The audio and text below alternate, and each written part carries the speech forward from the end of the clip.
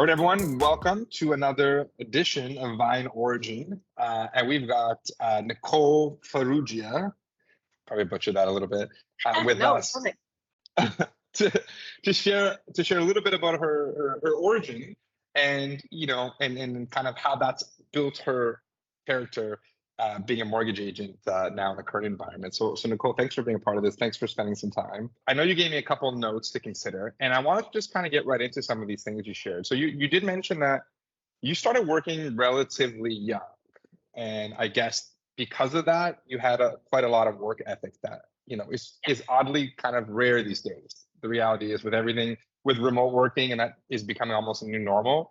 I Yeah. think we've become a little bit like accustomed to getting away with certain things, and the idea of like hard work, sometimes it is almost like it's not the same as it used to be. So Yes. tell me about what things were like being young and working at a really young age, and when other people are probably at home not working, doing whatever, video games, who knows, TV. Yeah. There's definitely the pros and cons to it, right? But I attribute, that just giving me a lot of success, or attributing to my success, just being able to have all of that experience, right? So sure, I didn't have necessarily a lot of time to do a lot of ton of, extracurricular activities or all that fun stuff. But I mean, again, it gave me a lot of sort of just business management skills. Majority of my career actually is in the legal industry prior to getting into mortgages. So I got my first job at a law firm, working, when I was actually, it was just before my co-op, I think, when I was in high school. So I learned a ton. And, like you said, I'm totally aging myself here, but we didn't have a lot of like technology and all that kind of stuff back then, right? So I learned quite a bit. And it's interesting because I think that going through that path, you just kind of have to, I worked my way up through the corporate ladder, if you want to call it that. And one of the biggest things I always wanted to do was be self-employed. But I think for quite some time, I kind of was fueled by sort of fear of not having sort of that just that fallback in terms of that security of a job. That's all I ever knew, right? Especially being on my own so young. It's like, no, you gotta have something to pay the bills. You gotta, kind of juggle everything. So I definitely, it contributed to who I am, and I wouldn't have changed it. But yeah. Well, where did, because you mentioned you were in the legal industry for a little while. Obviously, you're really, really young still, and you're probably trying to figure things out in terms of what career direction you want to go in. I'm sure you're learning a lot of skills that maybe you even use today. But where do you feel like there was a turning point where you felt like at some point I want to be self-employed, I want to do things for myself? Like at what stage in your life would you say that started to happen or become a little bit easier to appreciate and want to go that direction? Because for me, just to kind of share my experience, I always wanted to be self-employed. And it wasn't until I worked at the bank that I realized, and you're looking at everyone's bank accounts and Hmm. you're trying to figure out, this guy makes a lot of money, this person makes a lot of money, trying to figure out how is it that these people are making all this money. And I've always said, like, there's like three routes that in my experience, you'll be able to have really good financial freedom. And one of them was being some sort of professional in a field like medicine, in law, in engineering. Those sort of fields generally are going to have higher income. Yep. The other one was being self-employed. Obviously a lot of businesses fail, but generally you can be very, You have more control. financially independent by being self-employed. And then lastly, there's some sort of sales or commission type role, which was the only one that for me made any sense. And it took me a long time, probably just before I was 30, I think, to really figure out what path I was going to be able to take to have some sort of freedom. So again, way later on in life for me, but what was it like for you? You feel? I think for me, like for the first, I'd say probably 10 years in my career, which again, because I started so young, I was still in my early 20s, but I loved the idea. I was actually okay with working for somebody for a good, part of that time, because I loved the idea of, feeling like I was contributing to something and building something.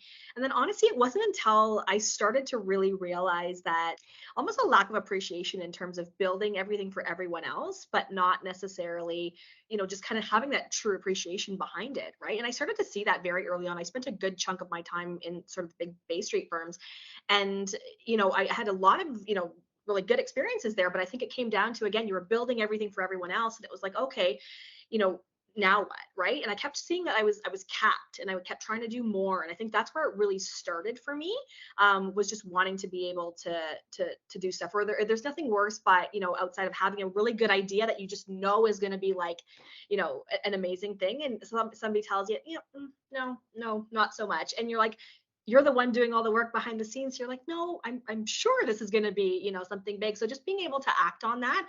And I think that's probably the one regret I have, early on, is just not really allowing myself to kind of, dig into that, ability to do things, and kind of start earlier on. Got it. Well, tell me about I guess your love for boxing and Muay Thai. I mean, you did that for a decent amount of time. I think you said 15 years. So Yeah. how did that happen? And, how has that sort of changed your perception on everything in life, and how has it added value to where you're at today? Honestly, it just being in the regular sort of corporate day to day, whether you're in banking like yourself, legal, myself, we all have that, the regular stresses of that world, right? So I started to really look for, an outlet. I always was kind of involved in fitness and stuff, health and wellness, that kind of stuff.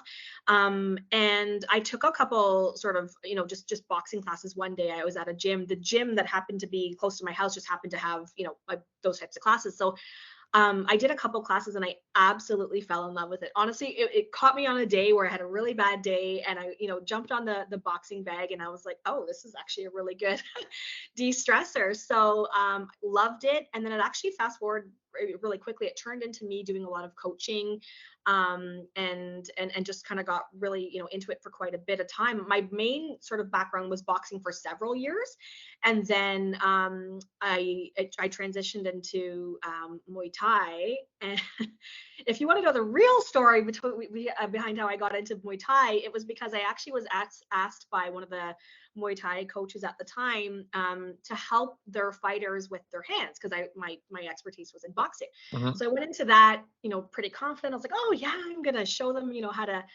do all this. It's gonna be great. And I literally got my butt kicked that day, because I was showing them everything with my, with my hands and my punches, which was great, except that of nowhere I had, elbows and knees and kicks and all these other things coming at me, that I was like, whoa, this is a whole other, just different art and appreciation for it. So um very humbling experience, which I absolutely loved. And I think the next day I literally just got right into it. I was like, nope, I might be able to help you with, your hands. You got to show me everything else. And so I did that. I spent years kind of doing that. I actually spent some time in Thailand training, which was absolutely amazing. And yeah, I have still to this day have an appreciation for it. I have a bag and boxing stuff in my basement, and it still follows me to this day.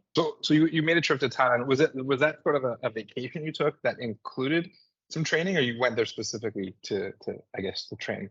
I went specifically to train and made a vacation of it as well too. It was a place that I always Got it. wanted to see. So That's so cool. um yeah, when a lot, like most people that I know, when they go to Thailand, they typically go like to all the islands and things like that. They'll spend some time in Mhm. the city in Bangkok, and then kind of go to the islands. I actually spent a bit of time north in Chiang Mai, which I highly recommend for anybody who's going there. It was amazing. Spent some time in like elephant sanctuaries, and just kind of spent some time with nature. It was amazing. And then did a lot of training each place that I was there. So it was kind of, I made a vacation of it, but I went there to train. Have you ever had to use your boxing in a real world situation where you're just getting harassed, or you're getting the world's a little more dangerous now, but have you ever had Um, to kind of, use any of this stuff? Honestly, it's really given me the confidence, just even as as a woman, you're out traveling alone and all this kind of stuff. I wouldn't say I've really had to utilize the skills, but I'd say they've definitely followed me, because it's given me the confidence to, travel alone and not really necessarily worry about not being able to kind of handle my own and stuff. Like I'm pretty small too. For anybody who knows me, I'm like short anyway. I'm 5'1", so it's kind of easy to like, oh, she's a little small one, little nothing, and but yeah, it's given me the confidence to just basically feel I can definitely handle my own.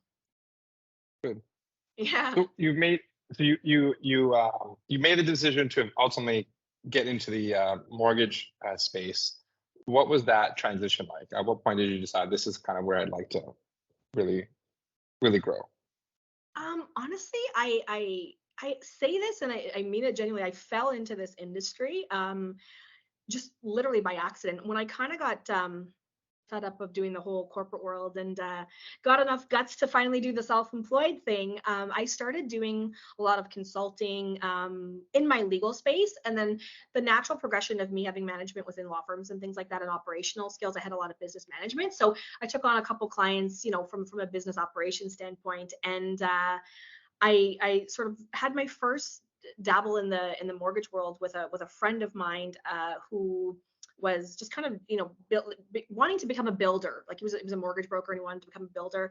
And so from a compliance standpoint, I'm like, oh, okay, I'll do some work with you. I better have my mortgage license just to make sure I have it, right? Again, from that kind of compliance background. So never had any intention of actually doing any deals. I just kind of helped him from a consulting standpoint for a while. And then I spent 5 years just kind of with my previous business partner as well too, with doing started off as operations, and then again just fell into kind of doing the deals here and there, and I absolutely loved it. Just being around people who have a natural sort of love and passion for the industry is what made me genuinely have that. And yeah, I'm not going anywhere. I'm here to stay now. I've got one last question for you. It's been a very tumultuous year, historically, kind of, with the rates being so high, with all the uncertainty in the market and uncertainty around buying a home.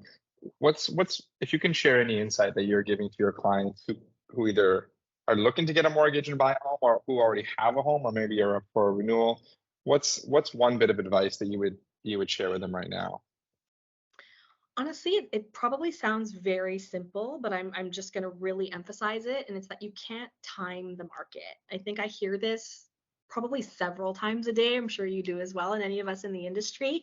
If people that are buying, for example, it's that that fear, whether it's fueled by what we hear in the media or what have you, but it's just, oh, okay, I'm just going to sit around and wait for rates to come back down, for example, or things like that, or even for people who are contemplating whether or not to lock in, or looking at the renewals, it really does come down to everybody's individual circumstances. Everything is very, very individual, right? And we can't time the market.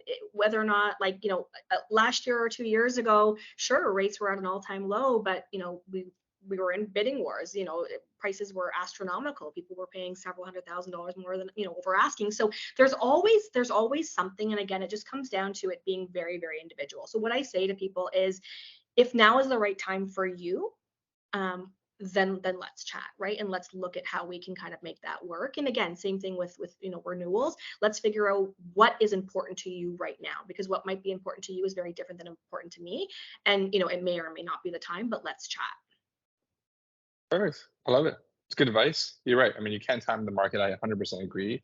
But yeah, just make a decision. Make sure you're comfortable with that decision, and over time, things tend to work out themselves. I mean, we're fortunate we live in a country where the real estate market is a pretty big factor in the economy and has historically done really, really well for anyone who is able to purchase a home.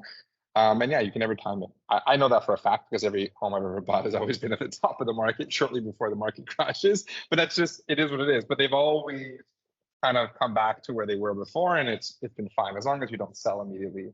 You Exactly. just And gotta get even in. like, if I look back at my own personal journey as well, when I bought my first property, like again, looking back at it now, I kick myself every time I think about this, because given my background, understanding that I was on my own when I was, really young and didn't necessarily have, let's call it fallback, I kept putting that off, because I kept thinking, oh my gosh, okay, I've got to, have a larger down payment, or maybe I have to wait until, it's a dual income, or I had every excuse possible. I was scared. I was scared. And so it took me quite some time. And I remember almost pulling the trigger on a property that literally, because I stalked this property after, and I realized that within like less than 18 months it had appreciated about 200,000. This was years ago. So I was so upset, because I realized that it's I kind of set myself back by being too scared to kind of jump on something, right? So I think that's the one thing, is that again, if we just really understand sort of when you know to do something when we're actually ready. And I think that's where, we kind of come in, being able to help coach people as well too, because it's scary. Like, even when I bought my first property, I remember I was in the legal industry. I'd like to think I was, fairly educated in terms of understanding the process. I didn't know anything, right? So that's when you kind of really need to speak to somebody to help you out. Speak to a professional. Speak to Nicole. Thanks Yes. for making some time, Nicole. And yeah, enjoy the rest of the summer. We'll chat soon. Thanks again. Thanks.